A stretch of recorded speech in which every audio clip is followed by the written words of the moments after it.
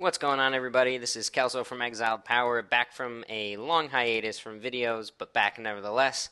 And today I am here to talk to you guys about Warcraft logs, but not in the traditional sense. I am an accountant as a career, so I deal a lot with statistics and data and number crunching. And so I kind of wanted, as a fun exercise, to sort of go through and look at, analyze, if you will, um, the past 4 days worth of data since patch 7.1.5 has been released, and basically take a look at the differences that have occurred or the similarities that have occurred since then in different classes and different specs across the board. Now, I'll preface this by saying some things have changed, some things have not changed. But at the end of the day, if you look just at specific statistics on an overall high level view, they may not translate well as looking at specific parses and the specifics of select fights. There may not be a correlation there overall. So I want to jump right into it. I don't want to waste any time. We're looking at 75th percentile stats here for Emerald Nightmare, Mythic. As we can see, Shadow Priests far and away have had the best success overall. Again, these are since 7.1.5, so things have changed. I would have expected prior to 7.1.5 Enhancement Shaman to be up there. As you can see, they are not up there. Things have changed, and that's okay because changes are good, and there's generally a reason for it. Statistics like this are pretty good, only because we can see here by the amount of parses that most classes have. With the exception of, let's say, like Survival that has less than 900 parses, with the exception of like Sub-Rogues, which have about 2,500 parses. There's a lot of data here to look at. So you can really say that, for the most part, these are pretty accurate statistics overall for Emerald Nightmare. However, just because your class is performing well statistically doesn't mean that every single fight is going to be the best for you. So looking at this and then kind of comparing it to the best parses for Mythic Emerald Nightmare, we can see that there are no Shadow Priests, or Shadow Priests do not have the top parses for Nithendra. That's not a boss that has been advantageous for Shadow Priests to do well on, or as well as other classes. So that translation isn't one for one. It's nice to see, Arms Warriors on there, Rogues up there too, and Ret Paladins. Ret Paladins have kind of been undertuned, or maybe just not as popular in recent history, just because of their number scaling and just not performing very well overall. But now that they're performing so well, we'll start to see more of them, and that's nice because it's always good to see different specs of different classes and the different utilities that they can bring to the raid. So now looking at Il'gynoth, pretty much dominated by Shadow Priests. Good job to the one marksmanship hunter that made it on there. Good for you, bud. But yeah, Shadow Priests. I mean, it's a heavy ad fight. Multi-dotting. You're just going to be able to inflate your top line there as much as you possibly can. And it's a fight built around multi-dotting, and so you would have to expect that Shadow Priests, who are very good at that right now, are excelling in that area. Ellereth, not so much of a multi-dotting fight per se, just because ads aren't up for it as long. But Warlocks are up there, and again, not something that we've seen in recent history. But now that 7.1.5 has dropped, things have changed, and it's really nice to see a spec like warlocks just showing up on top of the meters. Also, good job to that one rogue and that one mage making it at the top of that Elreth log. Ursoc. Now, Ursoc is a funny fight because at its inception when it first came out, it was a 5 minute fight. But as you can see now, 3.5, 4 months later, it's turned into a 2.5 minute fight. So majority of the classes that are going to perform really well on Ursoc right now are going to be Shadow Priests and high burst classes like Demon Hunters, right? Again, Demon Hunter is not a class that we've really seen up top on the meters lately, just because of tuning. I'm not too sure. All I know is that our main Demon Hunter, that our officer Demon Sang, has stuck through it like a champ, and through thick and thin, has now found himself wielding this enormous power to top meters, and that's awesome because he's a great player and deserves to have that satisfaction. So short burst fights are going to really benefit those classes that can have that minute long burst, or can chain proc and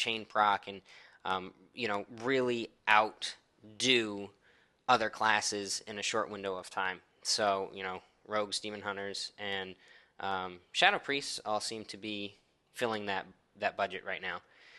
Dragons of Nightmare, again, add heavy fight. I wouldn't expect to see anybody on there that can't really multi-dot. I mean, good for that one Frost DK, because I mean he's got a crazy parse up there.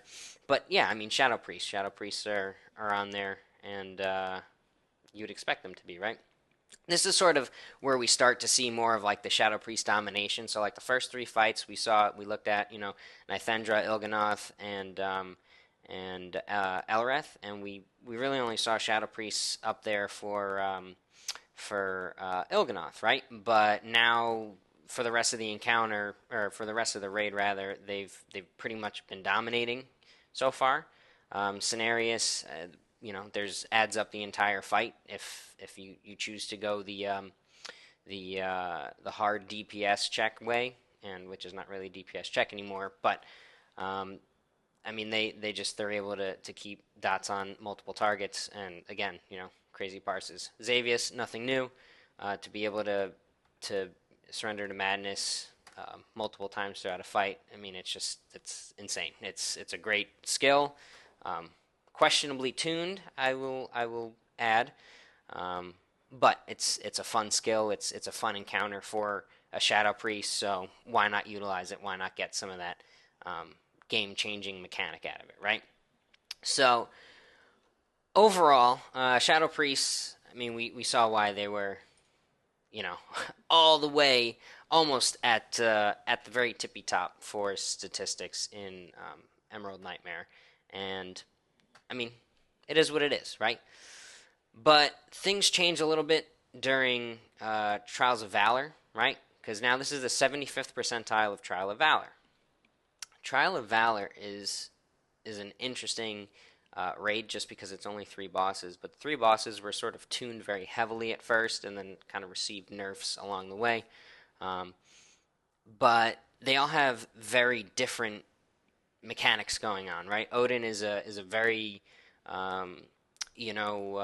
movement heavy fight. Lots of things going on. Everybody has their own sort of mechanics that they need to worry about, and that's on them. Guarm, very much as close to patchwork as we're probably gonna get, and Helia.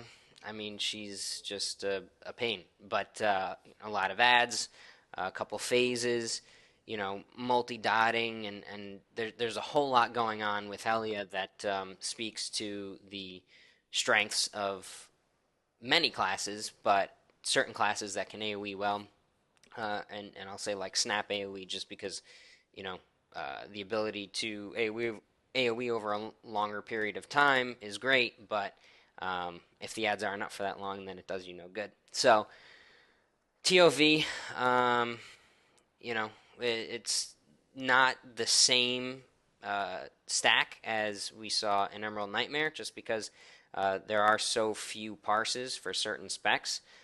Survival Hunters, you're only seeing 35 parses in totality for the entire raid. So, seeing a Survival Hunter sort of, let's say they were like top, middle to top tier over here, and there were only 35 parses. Well, I would question that. If I wanted to go survival, I would say, is that really how they're stacking up? And the reality is, maybe, but probably not, because statistically speaking, those 35 parses, inflate to 3,000 parses, and see how that happens. Maybe only the best players in the world are playing survival, and that's why they stack up really well.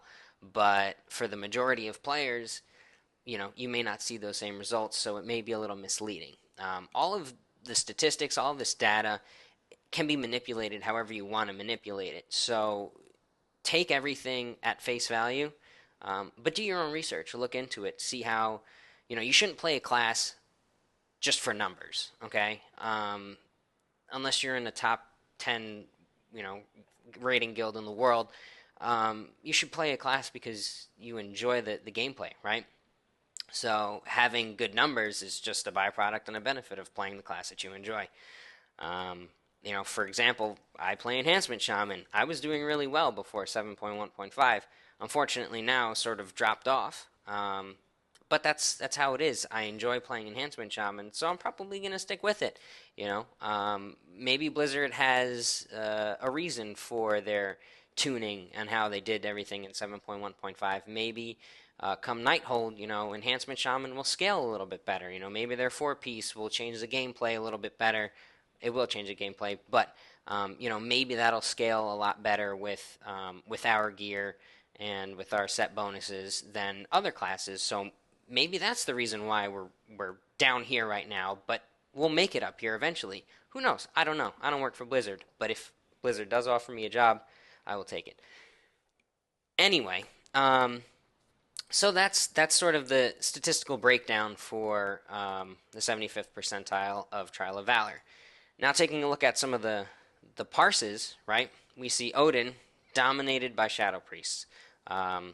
It's a long fight. Shadow Priests have the ability to do consistent damage over a very long period of time, and then having an additional add up for 45% of the fight before you push them into phase three allows them to be basically DPSing two targets for a majority of the fight.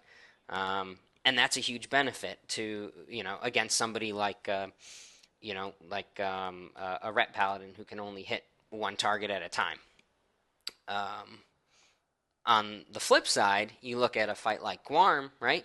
And remember how I was saying before about burst DPS? Well, Demon Hunters and Ret Paladins both have incredible burst. And the thing about it that makes it pretty cool is if, for example, you were a Ret Paladin and you really wanted to parse well and your guild was awesome and could afford to lose a person or two, you could pretty much stack your way up into like a top parse. Just because somebody dies, you get your death buff, and you just start going crazy. I know when last night we were doing a little bit of Guarm progression, and every time people started flaking off and dying, our Ret Paladin Varrox, who's an unbelievable player, just his damage skyrockets, and that's just the mechanics of their spec, and that's awesome. It's really it's niche, but it's cool. When it happens, it's really neat. So yeah, Demon Hunters, Ret Paladins, and Rogues on Guarm. I mean, that's they have the top parses. Helia, again, a lot of ads, a lot of things going on. Boomkins right now, Balanced Druids, they're doing really well. They're in a good spot, and of course, I mean, you expect them to be good single target, good AOE. they've got a good setup right now to be able to handle that encounter really well, and I think that that's good for it's good to be able to show your class package on different fights. I don't personally. I don't think that one class should be able to dominate every single fight. Like, every fight, the mechanics should change in such a way where it can benefit a caster on this fight. It can benefit a melee on another fight. It can benefit um, a caster that has the ability to multi-dot really well on one fight, or it should benefit, high burst on AoE, and so like every fight should have a different niche to it that kind of brings a different set of specs, classes, players to the top, because everybody wants to feel like they're partaking, and that they're bringing their best to the raid, and you don't feel like you bring your best to the raid sometimes when you're sitting at the bottom of the DPS meters for 7 out of 7 bosses in a raid. Which kind of brings me to my next point. Like, what do you guys think about the tuning changes? I know Cody spoke about it in our last video, just how things were going, and I sort of want to look at it from the angle that, we've taken a look at some of this data now. We've analyzed it a little bit. If you guys want to dig into it deeper, I encourage you all to do so.